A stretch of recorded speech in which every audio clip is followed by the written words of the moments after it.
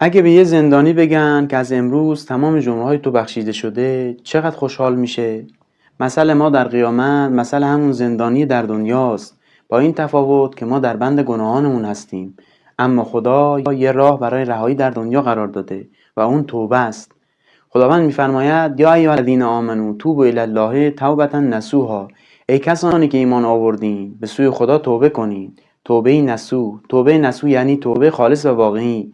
امام صادق علیه السلام می‌فرمایند اگه بنده توبه خالصانه کنه، خداوند دوستش داره و در دنیا و آخرت گناهاشو میپوشونه.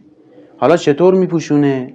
گناهانی که دو فرشته‌اش نوشته بودن از یاد اونا میبره، به اعضا و جوارحش وحی میکنه که گناهاشون پنهان کنن و به سرزمین‌ها وحی میکنه که گناهانی که روی اونها مرتکب شدن کتمان کنن. بنابراین وقتی خداوند رو ملاقات میکنه چیزی نیست که به گناهان شهادت بده، اما این واسه وقتیه که توبه واقعی باشه. امام علی علیه السلام میفرماید توبه یعنی پشیمانی در دل، استغفار به زبان، ترک گناه در عمل و تصمیم برای تکرار نشدنش. ذوالقرنین یک عبد صالح خدا بود که حکومتش جهانی بود. ذوالقرنین داشت از کنار امتی میگذشت که خیر و برکات زیادی داشتند و از سختی‌ها و بیماری‌ها دور بودند. تعجب کرد و از یکی از دانشمنداشون علت رو پرسید. دانشمند گفت تمام این خیرات و برکات واسه اینه که ما از استغفار غافل نمیشیم. اگه گناه جدیدی فراگیر بشه، خداوند بلای جدید میاره. یه بار یه نفر خدمت امام رضا علیه السلام اومد و از خشکسالی شکایت کرد. حضرت فرمود استغفار کن. شخص دیگه ای اومد و از فقر و نداری شکایت کرد. حضرت فرمود استغفار کن.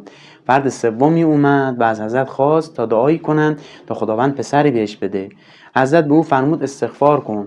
حاضران متعجب شدند. 3 نفر واسه خواسته متفاوت خدمت شما اومدند و شما همه رو به استغفار توصیه کردین. امام فرمود من این توصیه رو از خودم نگفتم، از کلام خداوند الهام گرفتم و بعد آیات 10 تا 12 سوره نوح رو تلاوت کردم.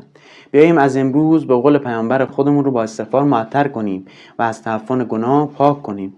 پیامبر که معصوم بودن روزی 70 مرتبه استغفار میکردن، ما که جای خود داریم. فعلا یا علی.